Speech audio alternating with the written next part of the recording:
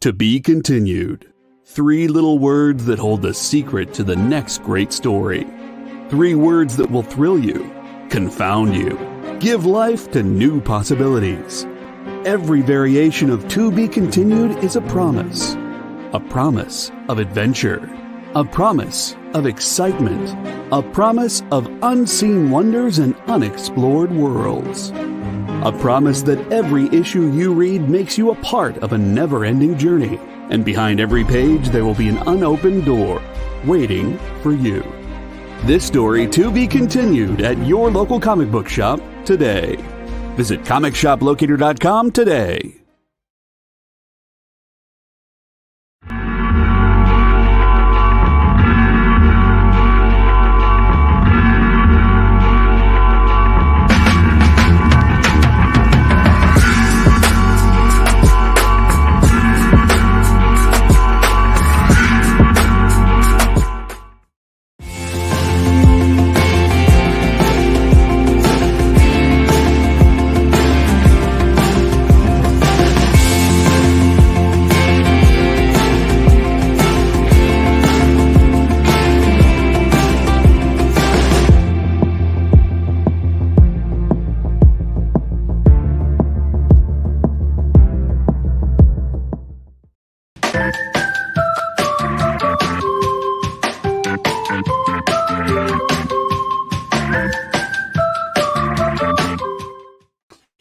Hey, good afternoon, everybody, and welcome to the Dan Wickline Show. I am your host, that poor, sad little kid who waited months and months to get his Boba Fett figure from Kenner, only to find that when it finally showed up, they made it so his rocket pack wouldn't fire.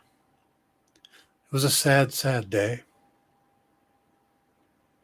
But hey, we got some good news about Boba Fett today. That's right, they announced that the Book of Boba Fett has an official release date for Disney+. The Mandalorian spinoff will kick off its run on December 29th. This means the series will likely debut the same night as the season finale of Marvel's Hawkeye, which could make for a very interesting evening on the streaming services servers. That's going to be a lot of people on at the same time. Now, the series features Tamura Morrison returning to the role of the galaxy's most infamous bounty hunter. And, of course, Ming-Na Wen will be reprising her role as Fennec Shan.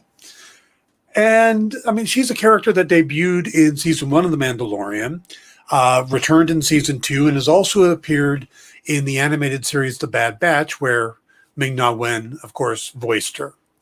Now, we got a teaser for the series at the end of The Mandalorian Season 2, which showed Fett and Shan returning to Tatooine to lay claim to the territory once controlled by Jabba the Hutt. And we got to see them kill longtime Star Wars character Bib Fortuna and sit in Jabba's, well, Jabba didn't really have a throne. He had more of a platform, but that was gone, and Bib Fortuna had a throne in his place, and now it's Boba's. And they put a poster out today that showed Boba on the throne. So I'm really looking forward to that. That's going to be interesting because it's being produced by Jon Favreau, Dave Filoni, of course, Kathleen Kennedy, Colin Wilson, but Robert Rodriguez and Bib Fortuna Salad. Wow. Okay. So Robert Rodriguez, of course, came in and directed the very Fett-centric 14th episode of The Mandalorian, where we see Boba reclaim his armor, he and Shan working together, and them becoming connected to the Mandalorian and trying to help get the child back, Grogu back. And he's expected to direct a couple of the episodes, along with Bryce Dallas Howard, who's directed a couple episodes of The Mandalorian as well. Those were her early episodes. Now she's going to be doing the new Flight of the Navigator series for Disney+. So at this point, she's directed like 2 Mandalorians, an episode of the Book of Boba Fett, and then she's going on to basically do her own series, which is pretty damn cool. And I think everything she's done has really led up to it. Now, besides that, we're going to get what they're calling a special celebrating the origins and legacy of Boba Fett. And that's going to premiere on November 12th. Now, that's also what they're calling Disney Plus Day, which is when they're going to do a lot of their Disney Plus announcements. So I'm expecting we're going to get a few things November 12th. There'll probably be, because there's this dead zone going on before Hawkeye debuts on November 24th.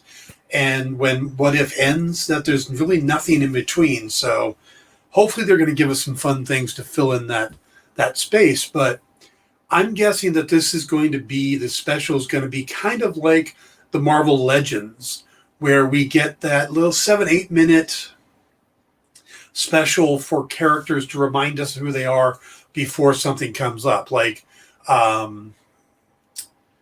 we got one for Black Widow. We got one for the Tesseract before Loki. We got one for Loki. We got one for the Winter Soldier and for Falcon before Falcon and Winter. So you can see that, the pattern there.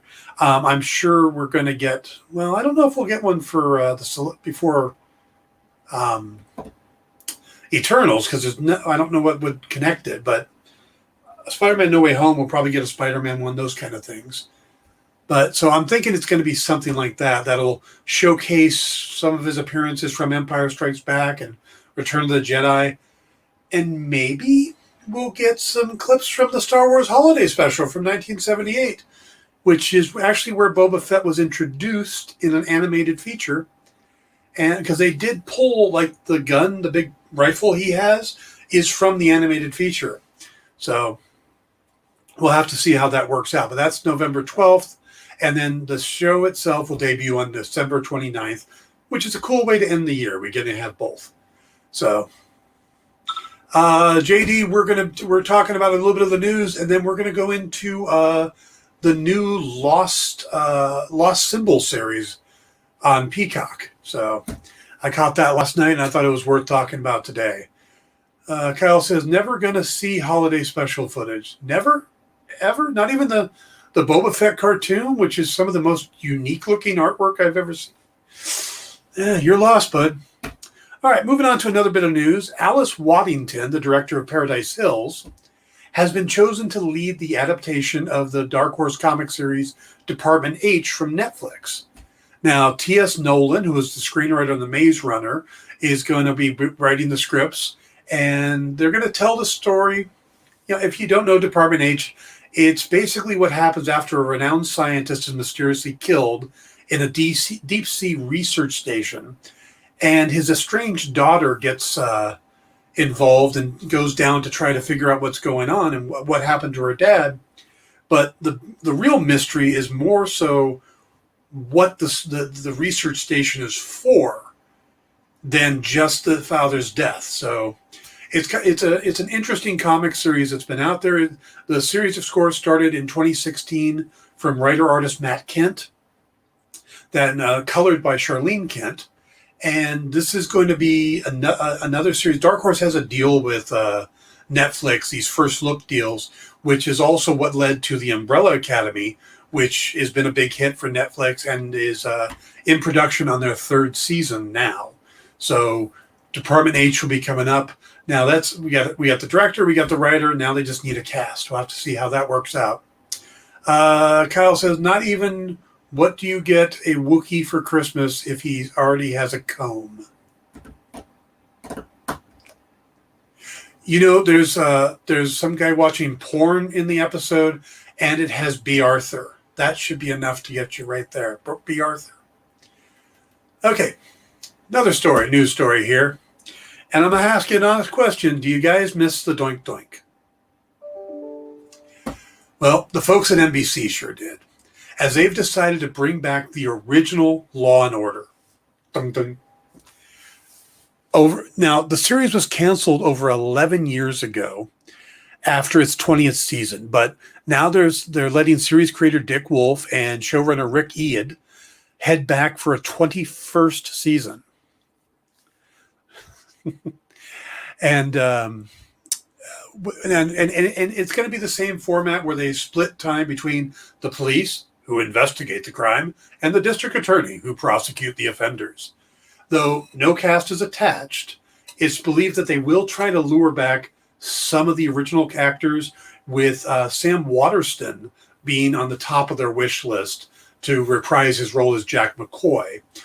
Two former stars of the series are actually currently working on other Dick Wolf series. S. Epatha Murkison is working on Chicago Med, and Alana de la Garza is on his series FBI.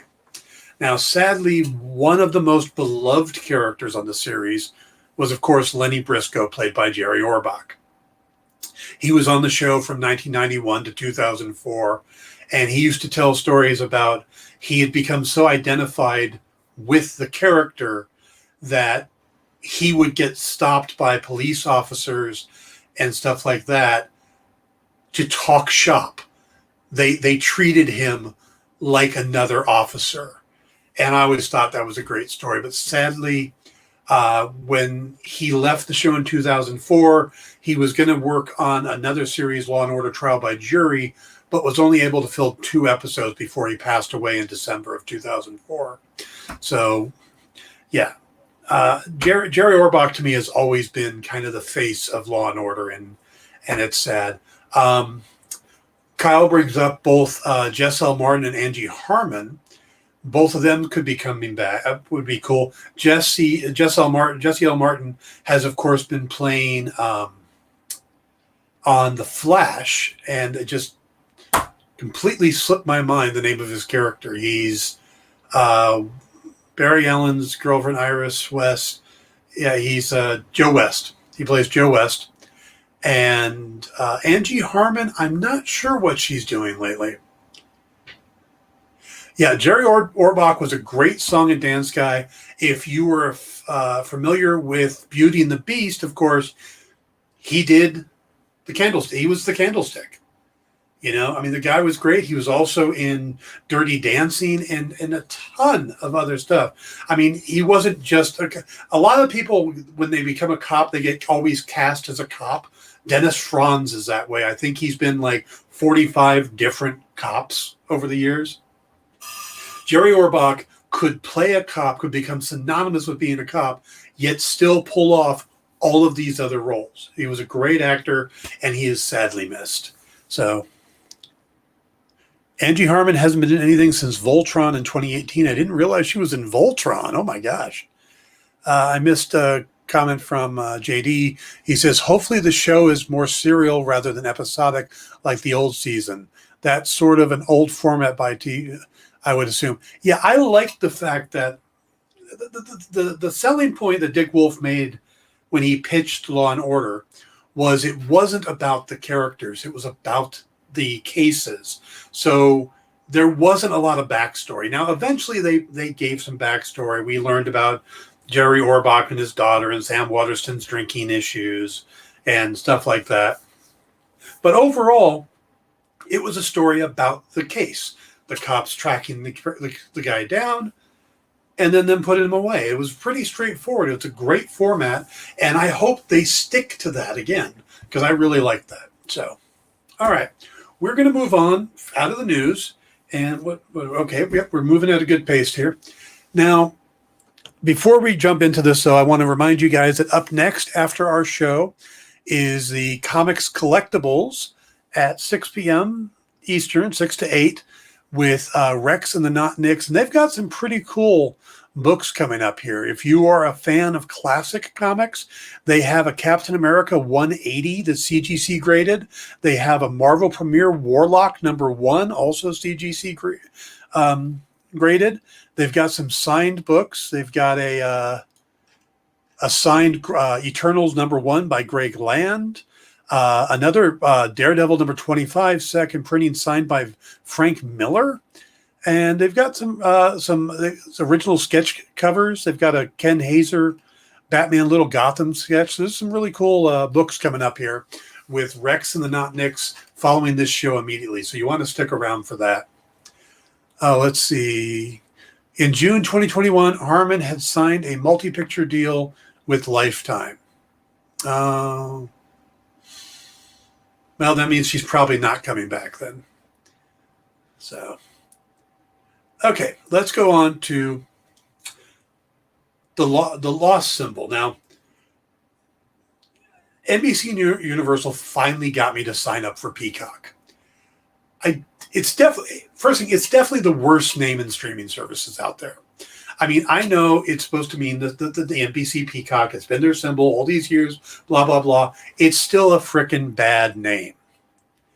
But what got me to give it a shot is their new series, The Lost Symbol.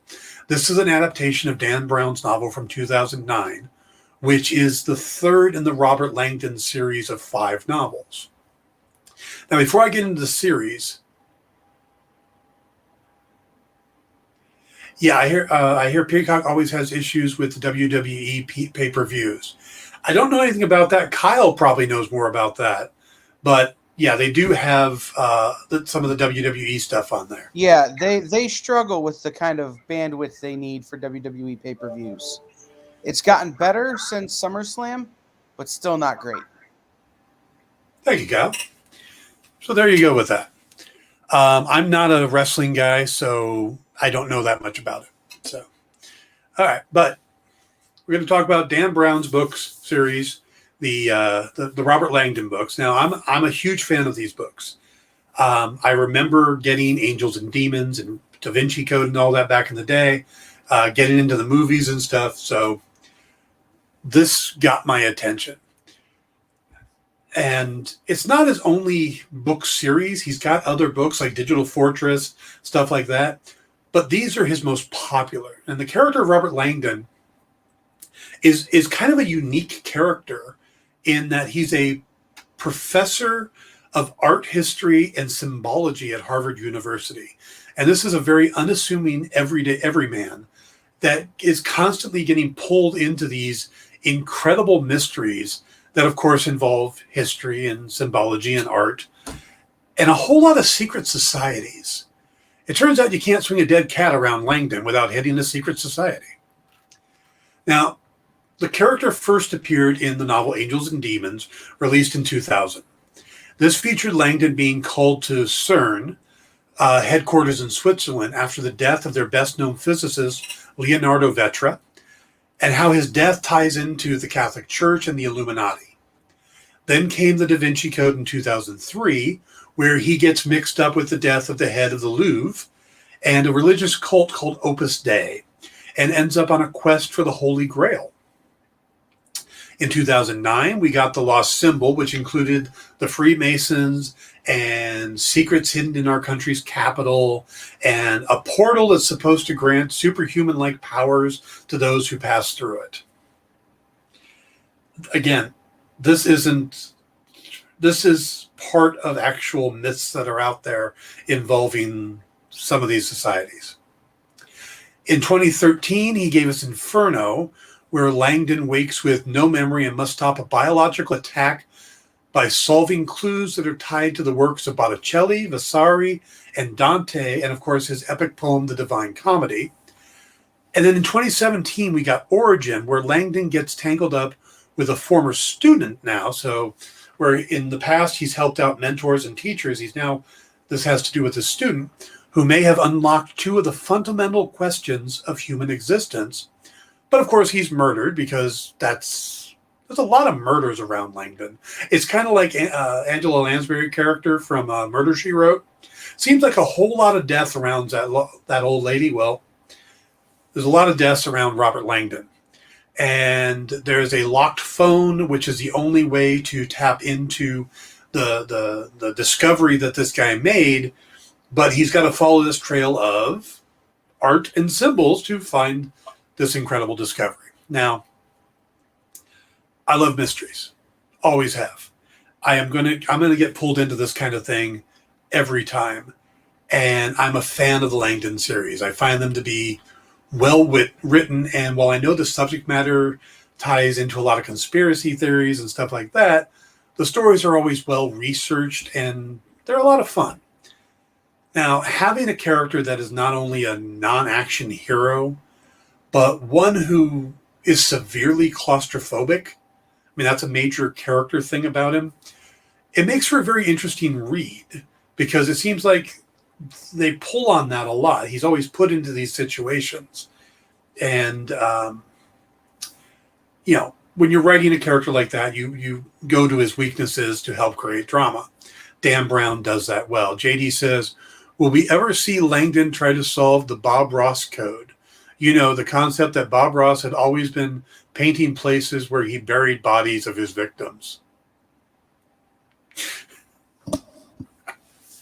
I haven't heard that, but I like it. I think that's a great story idea. If you made that up, JD, bravo. That is really good. But yeah, I haven't actually come across that one before. Now,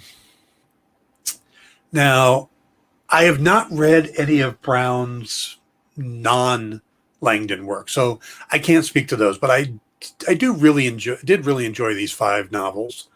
I like the fact that we've got a character that has to win the day with his brain, not his brawn. We don't get a lot of that. But I don't know if this would have gotten the level of attention and prominence that it did if it wasn't for the controversy that surrounded it. Or specifically, one of the novels, and you probably know this, when the Da Vinci Code was published, the subject matter of the Holy Grail and what the book claims the Holy Grail actually is kind of upset the church. Okay, greatly upset the church, making them publicly come out and ban the book, telling their followers not to read it. Which turns out, as an author, is the best thing that could ever happen to your book. If the church condemns your novel, you're going to be a bestseller. And that's exactly what happened. People flocked out to buy this book. It was a huge hit, and it really launched Dan Brown and the character of Robert Langdon. And like I said, by becoming this big hit, it led to them adapting it for film. But because it was so big, they immediately went to the Da Vinci Code story, because that was the popular one. Even though Angels and Demons is the first book in the series, they went to the Da Vinci Code. They brought in Ron Howard to direct it and cast Tom Hanks as Langdon. Kyle says, we all know that the Holy Grail was just a cover for King Arthur and his knights to put down a zombie uprising.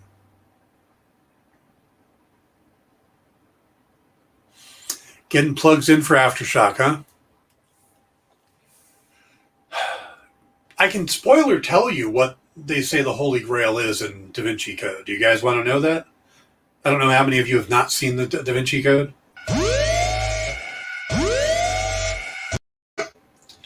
Okay, so in the Da Vinci Code, the Holy Grail isn't a cup, it's Mary Magdalene. And basically, the Holy Grail she was pregnant, so it's Jesus's bloodline. And and the movie supposes that there is a line of, there are people who are descendant from Jesus Christ, which the church, not a big fan of. So that's what got them upset. The fact that there are people out there who could be descendant of Jesus Christ. Yeah, that's it. That's what got them upset. Now, I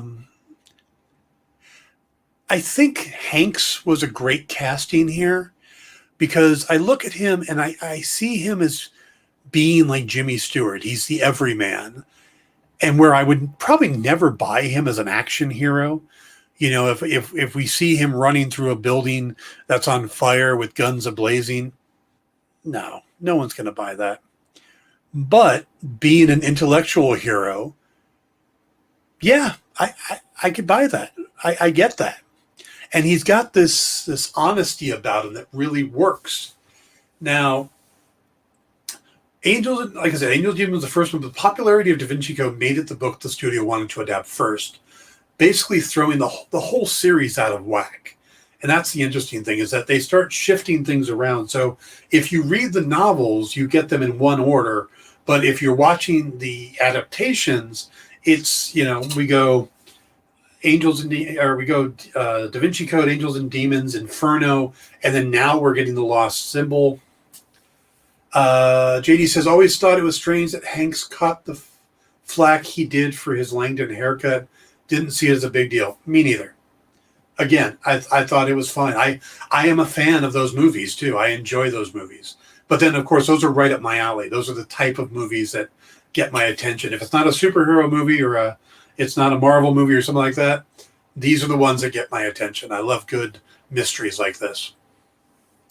Now, the first film came out in 2006 and had an incredible cast because Audrey Tautou was the co-star, but it also had Jean Reno, Ian McKellen, Paul Bettany, Alfred Molina, and Jorgen Prochnow. The film pulled in $77 million in the domestic box office opening weekend and made $760 million worldwide over its full theatrical run. That's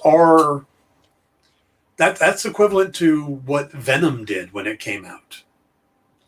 Okay, those are huge numbers for a movie like this. Now, it was a big budget because there's a lot of travel and stuff like that, but this was a success. So, of course, the studio went back in with Howard and Hanks and said, okay, let's do Angels and Demons, and that came out in 2009. They added, this one had Ewan McGregor, Ayelet Zurer, and Stellan Skarsgård, along with Armin Mueller-Stahl. And this film didn't do as well. It only pulled in $44 million domestic and pulled about $485 million worldwide for its run, which is still considered pretty good. Now, this coincided with the release of The Lost Symbol, the third book in the series, which I remember reading it at the time when it came out, and it was kind of a letdown. It didn't feel like we were really covering new ground, and it felt a little different because we kind of find out who the bad guy is right away. So it had a different feel to it. And I saw a clip of Ron Howard saying why they decided not to adapt it next. And it's because he didn't think that they could do something theatrically different than the other films with this one.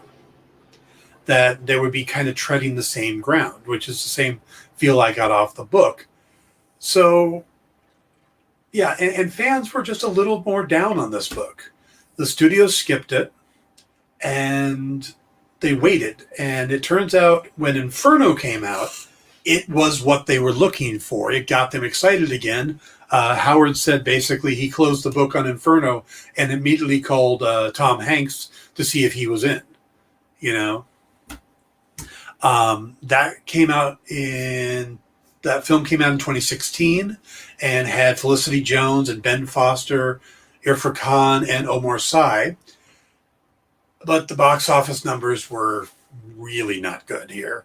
It only pulled in $14 million opening weekend, only $220 million worldwide, which is probably why that's where the Tom Hanks movies end. That was pretty much the death of the big screen versions of Robert Langdon. Now, I'm going to stop there. We are at our halfway point, and let's roll some commercials, and I will come back, and we'll talk about this new series. So, be right back.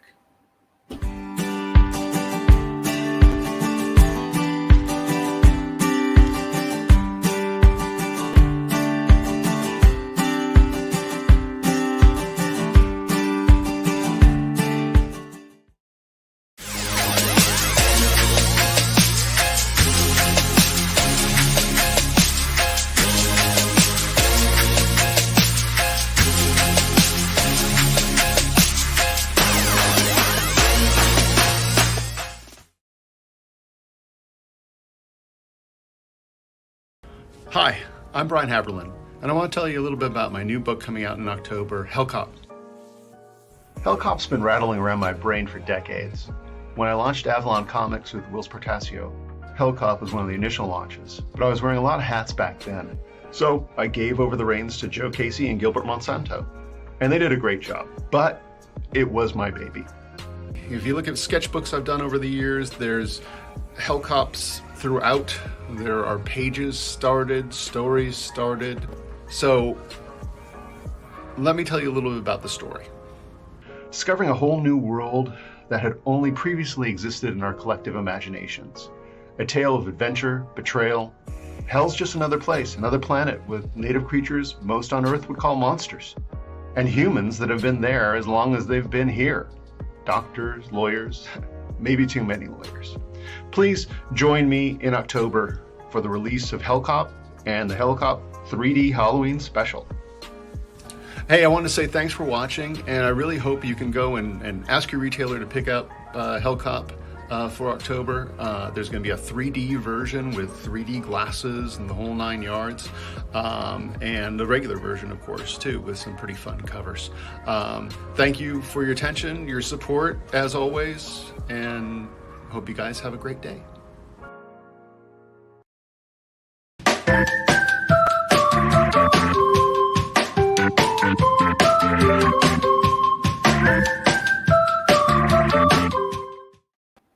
Hey everybody, welcome back to the Dan Wickline Show. We are talking about Dan Brown's novels, the Robert Langdon series of novels and the adaptations of them.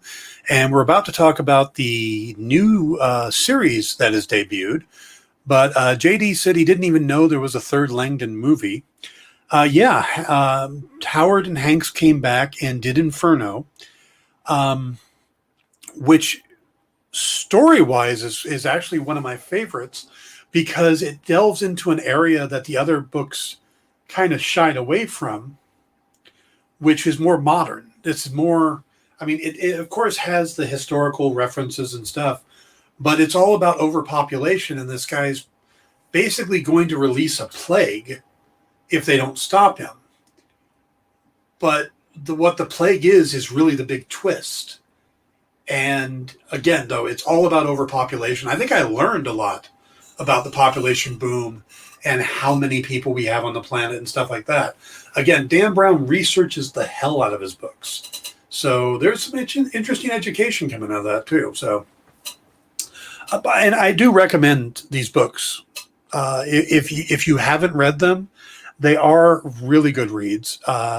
If you are an audio guy, I believe Scott Brick is the one that does the readings on these, and he's really good. So you check out the Dan Brown books if you are inclined to. But let's get back to the new series, The Lost Symbol. And it turns out the folks at NBC Universal think Langdon can be a hit on your television and streaming devices. This new series was developed for television by Jay Beatty and Dan Dworkin, and it reworks the third novel into sort of a prequel for the film. So they don't really say it's a reboot. They kind of treat it like, oh, we're just doing a prequel. We're going to do a prequel with a new cast, but so it leaves the other movies to exist on their own. And age-wise and stuff, it kind of makes sense. Now, a couple of the characters are changed to allow Langdon to kind of be in his early 30s or late 30s instead of the 40s and 50s that he is in the movies.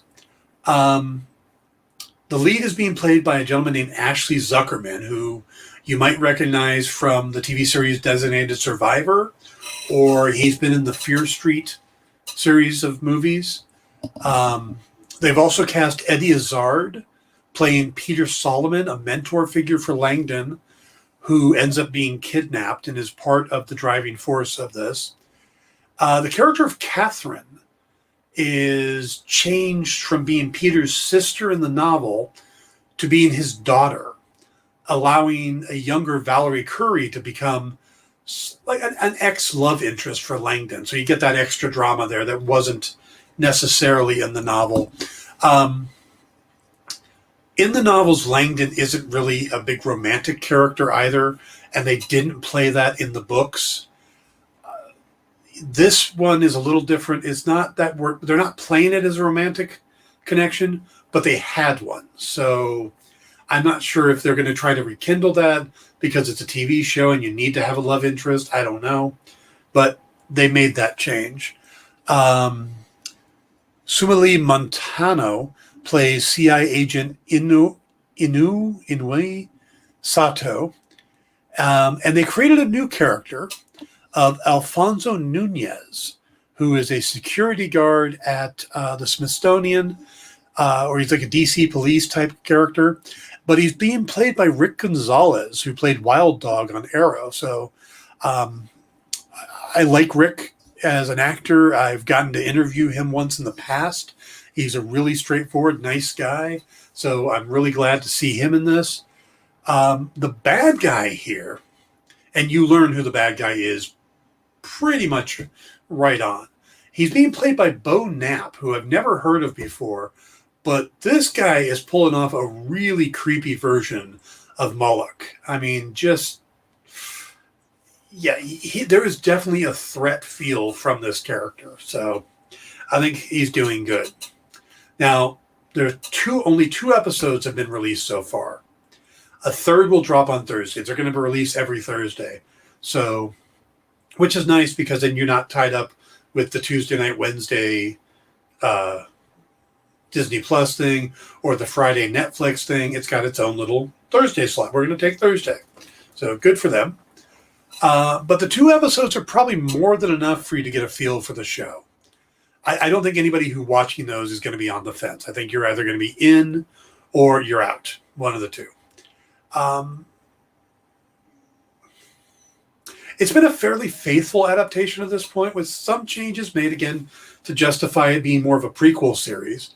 But one of the changes that surprises me is that in the novel, in years prior, Solomon gave Langdon a box to hold for him, and never open, just hang on to for him for protection or whatever.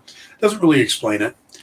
And then Langdon gets this call from Solomon's assistant asking him to come to Washington, D.C. that night to do a speech. They had a cancellation. He needs a fill-in speaker. Could he come? And Solomon is the head of the Smithsonian or something like that. And this has always been Solomon. He's always been short notice, not really caring about anybody's schedule, just, calls it in. So Langdon, fully knowing this is the situation, gets and goes. Well, in the novel, he's asked to bring that box with him.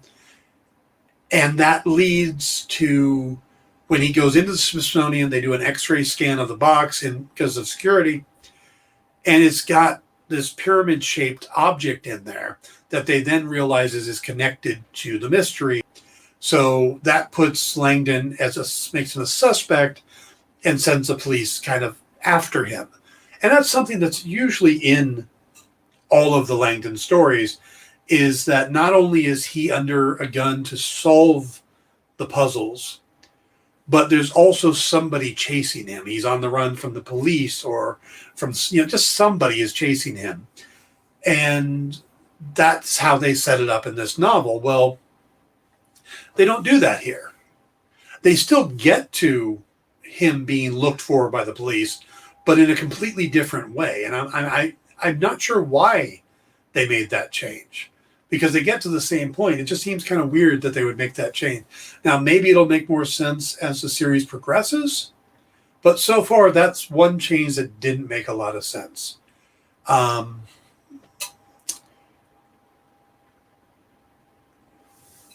that I'm thinking about it, it just doesn't click quite yet. Everything else so far has been really good. They do a lot of the stuff straight from like a severed hand pointing to the ceiling to be the first clue, just down the line. They're all really following the book closely, but that one change just doesn't make a lot of sense. Now, Zuckerman, for his part, has huge shoes to fill here as Langdon. Just about anyone who's watched this series has probably already seen at least one of the Tom Hanks films. Because if you're the person inclined to watch this, then you probably were inclined to watch the movies. And by the way, those movies are on Peacock as well. So if you haven't seen them or want to see them again, I think at least Da Vinci Code and Angels and Demons are on Peacock. I'm not sure if Inferno is. I have to double check that. But Zuckerman does a pretty good job of it. The thing is, and I mentioned this earlier, Hanks has this honesty about him, very similar to like Jimmy Stewart. The few times that Jimmy Stewart played a bad guy was really important or really big because it was so out of character for him. He was always the everyman good guy, and that's Tom Hanks. You know, it's why he can pull off playing Walt Disney or Mr. Rogers, is because we feel that. We believe that from him. He never plays the douchebag. He never plays the idiot or the bad guy or the abuser or anything like that. And that honesty shines through. So when you see Robert Langdon, you really get that he is honestly, his main desire is in life is knowledge. And he really is trying to do the right thing and help people. So you never question his motives, which is very strange because nowadays we see all these shows and we assume everybody's lying. We assume everything's going to be a twist. And Hanks is a character that you don't expect that from because he is just so honest. And Zuckerman doesn't quite have that. You know, you kind of wonder, you know, what's his ulterior motives? You never question Tom Hanks' ulterior motives. As an actor, his characters, rarely do you do that, especially as Robert Langdon. Here, you start wondering, you know? So that's the one negative I see. But his performance so far has been really good. I'm liking it, and the dramatic moments he's had have been good. I think it was a good casting. I think we just don't have enough history with this actor for him to have that Tom Hanks, you know, je ne sais quoi. Now, making Catherine a former love interest brings some added drama to the series and a lot more backstory, which is interesting. We get more into the family dynamic with her being the daughter instead of the sister. We get more time with the Solomons. We see Langdon actually interacting with the Solomons. We see Catherine's brother, Zachary, who is a major component in how this all starts. And we get more time with Eddie Izzard's character, who I don't remember being that big in the book, but his role is definitely expanded here. And if you've got Eddie Izzard, you want to have him on screen more, you know? So you got all these elements going on. And it fills in the backstory a little more, but that goes with it being a 10 episode series. You know, you've got a little more time to play with. If it was the movie, they'd only have 2 hours to rush through. So, you know, watching it this way kind of makes me hope that if it continues, if it becomes popular, that they start adapting some of the other novels. Because, I mean, even though the ones they've already done, because I think they could do much more with it. You know, 10 45-minute shows gives you twice as much time as a simple 2.5 hour movie. So just my thoughts on that. But the first episode establishes the mystery really well. It introduces all the characters and gets things started, while the second episode starts actually connecting the dots. So it's not like it's just all build up. We actually start making connections in the second episode, which is really good. And it also gets the ticking clock started. We get more into some of the mystery stuff, you know. Now, the synopsis for the series says, promising young Harvard professor Robert Langdon finds himself pulled into a complex mystery when his former mentor, Peter Solomon, is kidnapped. Armed with knowledge of history, symbols, and dead languages, Langdon must work together with Peter's daughter and other allies to find the lost symbol or lose the man they both see as a father. And I think that's a pretty good summation. You know, I mean, that's what we've gotten so far. We've we're already well into the connection to the Masons, seeing hidden parts of Washington D.C., all the underground tunnels that connect a lot of the buildings and stuff, and there's definitely seems to be a lot more at play than poor Langdon knows about. So we're getting all of that set up. It's gotten enough interest going on that I'm definitely in to see how this series is going to progress. The characters are well established. Even the new character of Alfonso Nunez, where he could have just been left in episode 1, they find a way to bring him back, and I have a feeling he's going to keep doing that. So great for Rick Gonzalez. There's some other actors that are listed in as well. Dr. Pershing from The Mandalorian, Omar, I don't have his name in front of me. He was in it, according to IMDb, but I don't remember seeing him. So maybe we got him in the shadows or something. I don't know, but hopefully we'll see more of him going forward too. Now, series aside, I do recommend it. I'll probably talk more about it as the series progresses. We're going to get another episode tomorrow. Looking forward to that.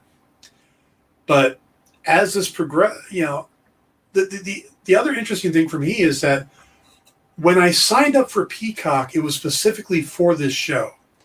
I was on the fence about it because, I don't know, you guys probably have the same thing where you have multiple streaming services that you pay for. I've got Disney Plus, I've got HBO Max, I've got Netflix, I've got Hulu. I don't need any more.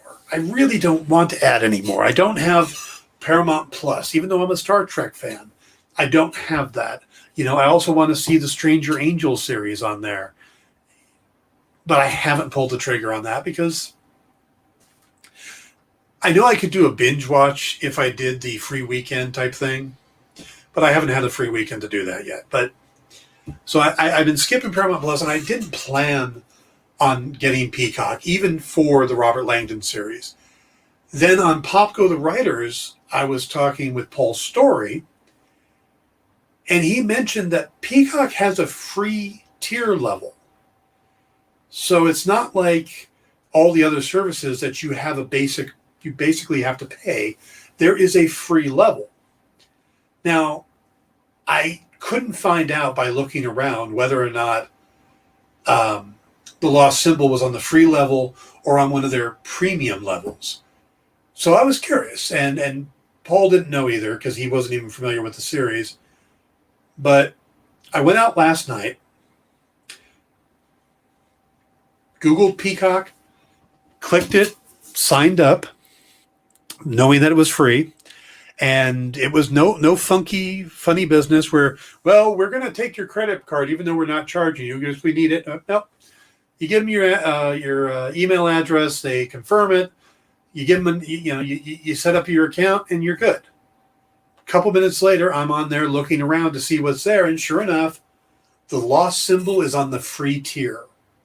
So while if you want to watch The Mandalorian, you want to watch the Harley Quinn animated series or Perry Mason, or you want to watch Hawkeye or Loki, you have to pay for those things. You don't here. This series is free. You can get it on your phone app, you can get it on your tablet, you can get it on your computer or on your smart TV. Peacock is free. And I started looking around. They've got a ton of stuff on the channel. A lot of old shows, a lot of movies. They've got the John Wick series of movies on there, and they're all in the free tier. Now, I don't know what's on the premium levels. I don't know if this is an ongoing thing, if eventually they're going to make you pay for that first tier. I did not watch Punky Brewster. Is that on Peacock as well?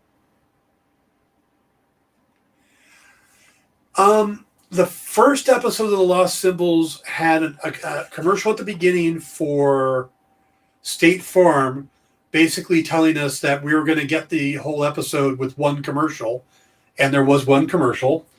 And I think there was only one or two commercials in the whole run. The weird thing is every once in a while it would like pop out like they were expecting a commercial to be there and you had to hit resume.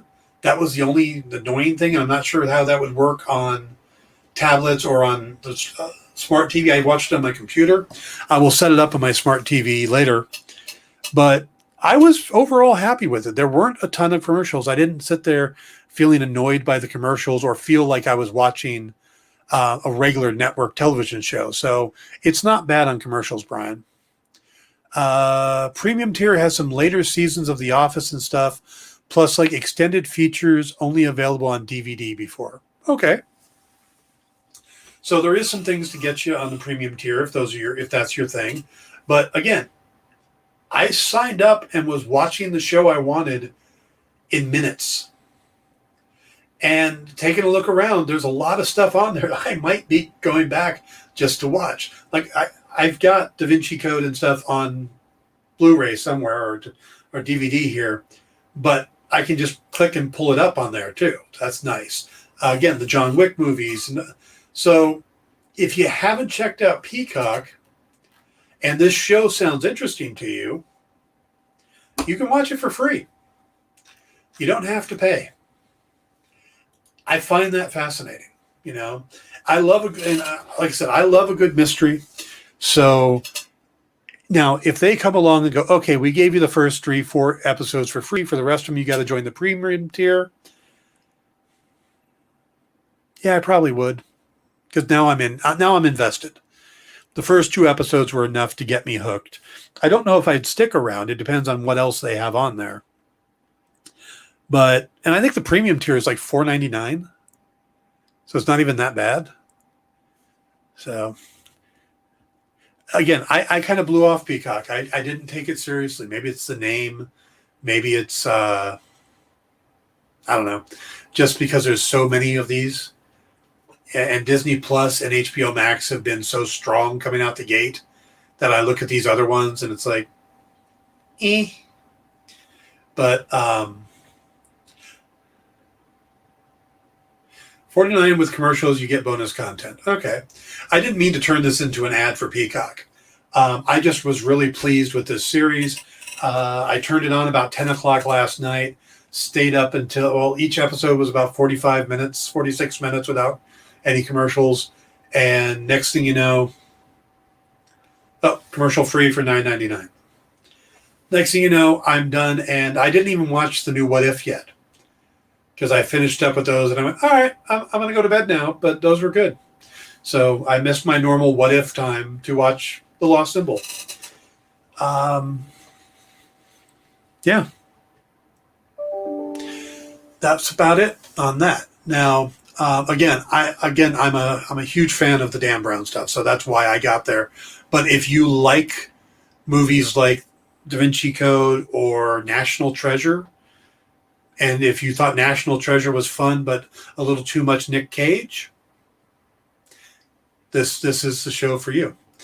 By the way, again, you guys, you're going to want to stick around after today's show. How was that? I love Dan Brown. Brian, I'm in. I'm totally in. I'm a huge Dan Brown fan, and that's what I've been talking about this whole episode is The Lost Symbol, which just debuted 2 weeks ago. We get a third one tomorrow night. If you don't have Peacock, it's free. You can sign up for it in minutes. Go check out The Lost Symbol. It's worth watching. It feels like a prequel to the Tom Hanks movies. You know, I think they did a good job with it. Still getting used to I lost his name. Zuckerman. What's his first name again? Ashley Zuckerman?